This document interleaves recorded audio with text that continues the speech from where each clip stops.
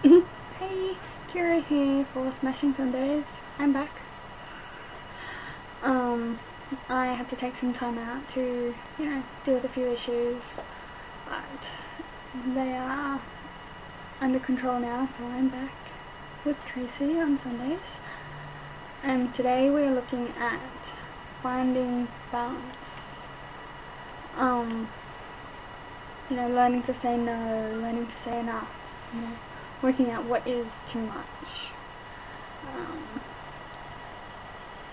And I guess I can, speak from my own experience, because I have a tendency when I'm in recovery to take on more than I can handle. I overcommit myself and then end up having to break all of the commitments because I've, overstretched myself to the point where getting out of bed is difficult.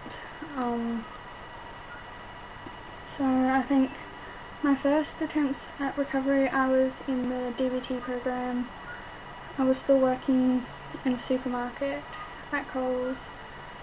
I was also working for a non-government organisation doing their filing, as well as volunteering on weekends to do exit cleaning because it's a housing organisation. So I was pretty much committed 7 days a week. I had therapy 3 times a week. I had uni 2 or 3 days a week, work 4 times a week, and it was too much. And even at the time I had that gut instinct that said, I think you're taking on too much here, but I just kind of, pushed it down and ignored it and thought, no, it'll be fine. But it wasn't, and I ended up withdrawing from uni. I quit my second job. I came close to actually pulling out of DBT because I just couldn't handle it. I just felt so overwhelmed and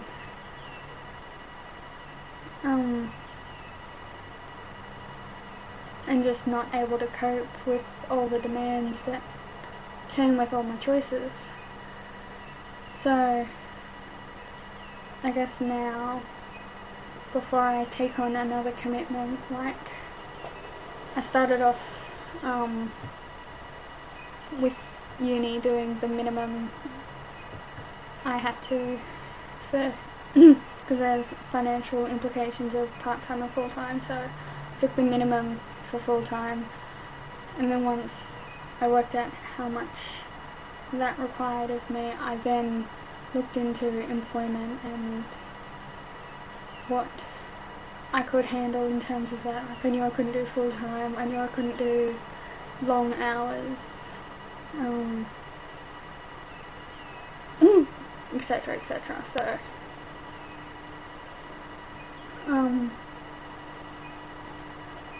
it's important to,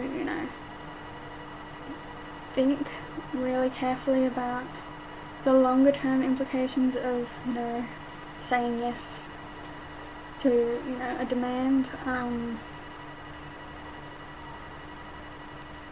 because you don't want to say yes, then be so fatigued or so overcommitted that you do a poor job. And I think on a personal level it's important not to base your sense of worth on what you do for others. I know that's something I do, so when I wasn't working or studying or doing anything, I felt worthless because I wasn't doing anything for anyone else. I was just, I guess in my mind, being selfish and doing stuff for me. But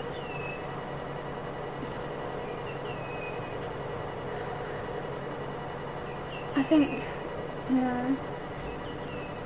being able to say no and, no, I need to take some me time, I need breathing space, shows a lot of strength, especially if you are someone like me who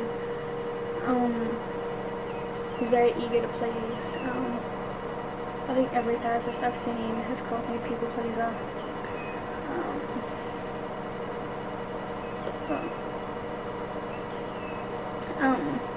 And I kind of use that, but that's a whole other video.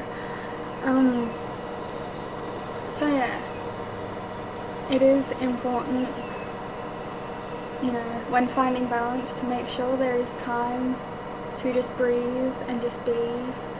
I don't know, I think society, we're so rushed and quick fix and now, that we don't recognize the importance of just being. And I think, you know, landing myself in hospital a couple of weeks ago, I discovered that, you know, just sitting and not rushing to finish something is a really pleasant feeling, and I think it's a really important thing to experience, especially, you know, when you have all these demands on yourself. Like, I guess for a lot of people I've spoken to,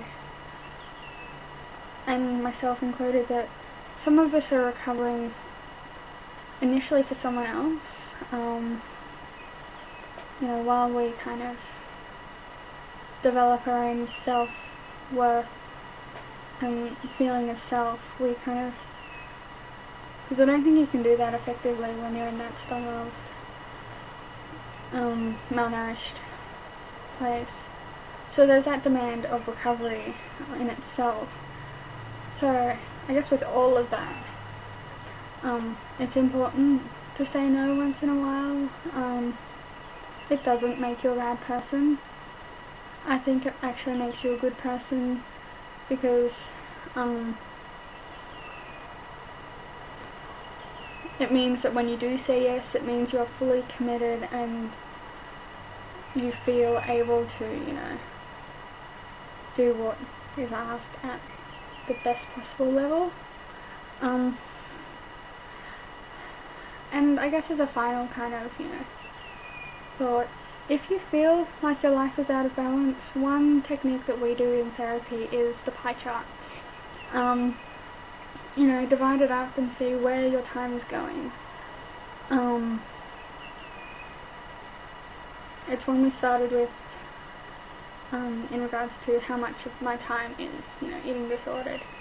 But you can also kind of tailor it to, you know, where your energy is being spent, and if, you know, it's all on everyone and none on you, then maybe it's important to kind of look at, you know, expanding you time, because you time is paramount for recovery. And with that note, I'm going to go because it's hot, and I'm gonna go have, I don't know, a cold shower because I'm dying in this heat. So I hope you guys enjoy your Sunday, and I'll see you guys next week.